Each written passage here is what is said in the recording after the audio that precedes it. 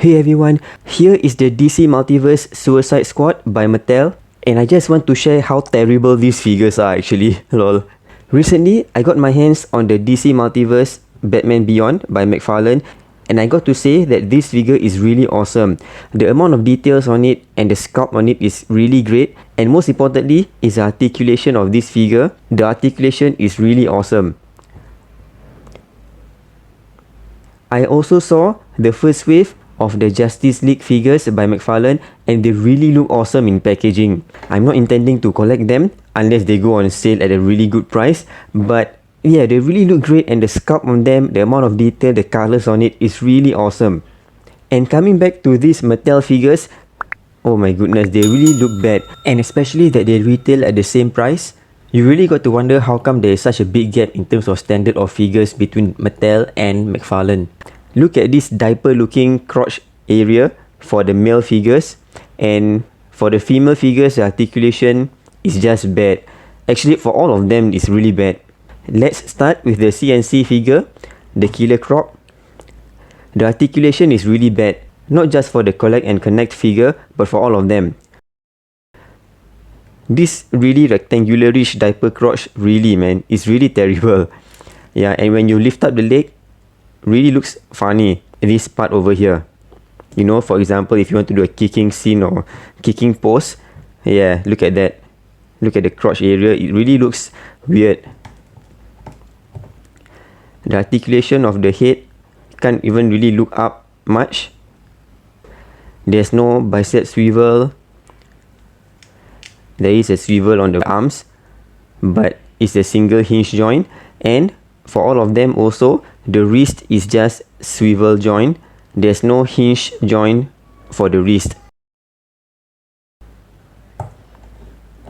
Here's the waist swivel, and yeah, really terrible figure. And at the bottom, no ankle pivot, just hinge up and down. There is a thigh swivel, which is a bit lower than Marvel Legends figures, and single hinge knee joint. Look at the amount of range that it does, so minimal. And the ab crunch is so useless. That's it, like more to the back than to the front. Like, who would pose the figure like this? More important for the ab crunch is for the figure to be able to bend forward, but yeah, it doesn't give much option for that. There, that's it, that's the maximum that it can move forward for the ab crunch.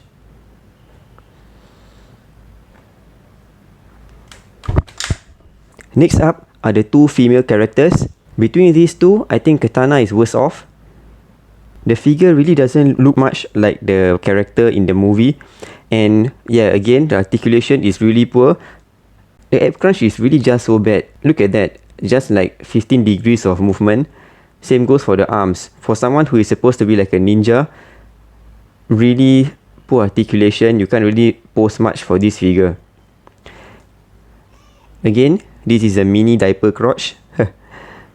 Only this much leg movement up. She can't even kick the crotch of another character. It's not even high enough. And the worst part of this figure is actually this red cloth over here, which is actually kind of glued or molded to the figure. Look at that. The waist swivels on top of the red part. So it's really kind of awkward looking, this red part over here. The printing is quite decent actually.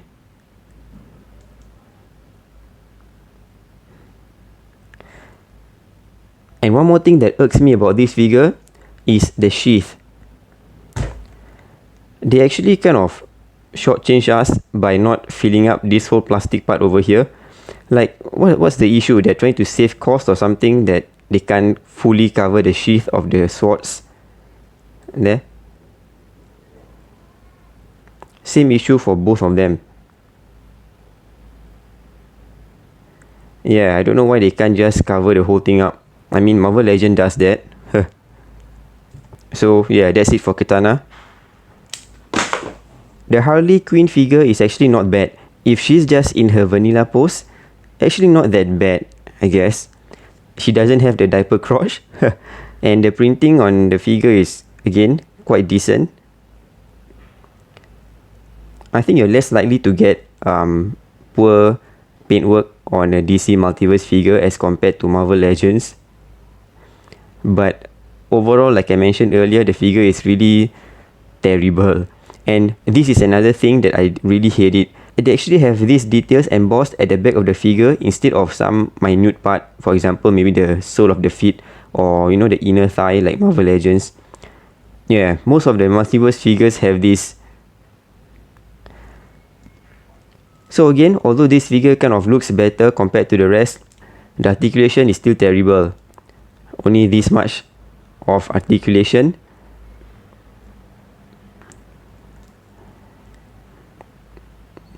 Yep, that's it. This is the maximum the arms can go up, and rotating wrist, no hinge joint, and the head can't even look up and can't look down. Can only turn left and right. With swivel, the non-existent ab crunch. Yeah. Like I said, not so bad, but articulation is really just ugh. Next up, Captain Boomerang. This figure comes with 3 of his boomerang. Here's the other 2. There's a pouch over here for one of his boomerang only. And yeah, again, the articulation is really bad. The trench coat really hinder the already limited articulation. But then again, the trench coats on Marvel Legends also hinder the articulation as well. There's a swivel over here. Ab crunch again is almost non-existent, just slightly forward. And his feet kind of look small for such a bulky looking figure. At least the head sculpt doesn't look so bad. Does kind of resemble the character in the movie. Next, the Joker figure. This figure does not look anything like Jared Leto. Look at that. The damage tattoo does look decent, but other than that, doesn't look anything like Jared Leto at all. The printing on the body is actually quite decent. Again, the trench coat is in the way of the articulation. Here's the stick.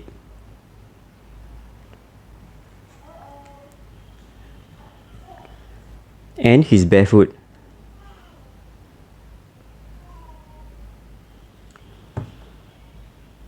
Nothing like Jared Leto at all. Next up, Deadshot. This Deadshot figure is kind of decent, just like the Harley Quinn figure. If you kind of just make it stand, it does look kind of okay. But again, articulation is really terrible. But at the very least, the sculpt is kind of decent in my opinion for this one. The belt has some color to it, unlike Hasbro which usually have it all in black. Oh, okay, at the back here is not really that great. Have fake guns over here. And another fake knife over here at the bottom.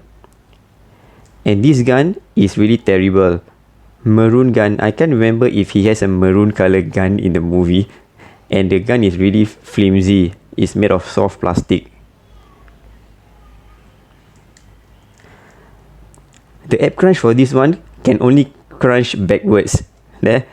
That's it. You see the gap over here? That's the amount of movement it can do. It can't even move forward at all. Just upright. Really disappointing for this figure. The head sculpt is quite decent. And the Will Smith head sculpt is kind of okay, I guess. Does resemble him a bit. And it's actually quite difficult to pluck out the head to put in this one. Let me try that. Yeah, quite okay to pull it out. But putting in takes in more effort. Just a teeny bit resemblance to Will Smith. But at least not as bad as the Joker. Lol. And of course the final one, Batman. I saved this as the last because to me this is kind of one of the best figure for this wave. Of course I think we've seen this one in the Steppenwolf wave as well.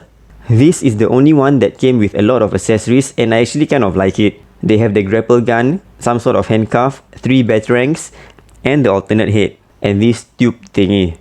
But the figure itself doesn't come with any alternate hand, so whatever weapons that he has, it only can be used on the right hand. Really not a bad figure, but I really just can't take it, man, the diaper crotch. The sculpt on it is actually kind of decent, and this sculpted bat logo is actually quite good. One downside over here is that the elbow joint over here is grey. This part over here, if it is black, it would have looked nicer. The belt is painted as well, some gold to it. So yeah, to me, this is one of the decent figure, except for the elbow part over here. And of course, the articulation sucks just like the rest. Look at the amount of crunch forward, that's it. The figure can't even look up, can't even look down, can only look left and right. And yeah, man, these multiverse figures are really bad on the articulation.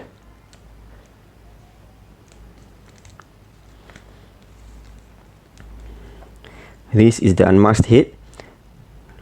The sculpt on the mask over here is actually quite good. And the grapple gun is actually quite decent too. Except that it is made of soft plastic, just like the gun for Deadshot. Here's the handcuff thingy. Can be used on any of the figures, I think, as long as the hands can go in. Something like this.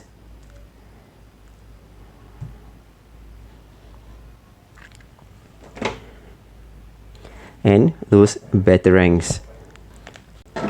I think you can kind of squeeze it between the index and the middle finger, or you can put it in the hands as well. So yeah, that's it. This is just a video to criticize these Mattel DC Multiverse figures. And as I've mentioned earlier, the Mcfarlane DC Multiverse figures is definitely way better in terms of sculpt, in terms of paintwork, in terms of articulation, definitely better. Yeah, superior in every way. But the only thing is that it is also a bit taller, kind of 1/10 scale instead of 1/12. More to 7 to 8 inches tall instead of the 6-inch scale. I would probably get the Mcfarlane figures if they go on sale. Haha. Thanks for watching. Do check out my other videos, and I'll see you in the next one.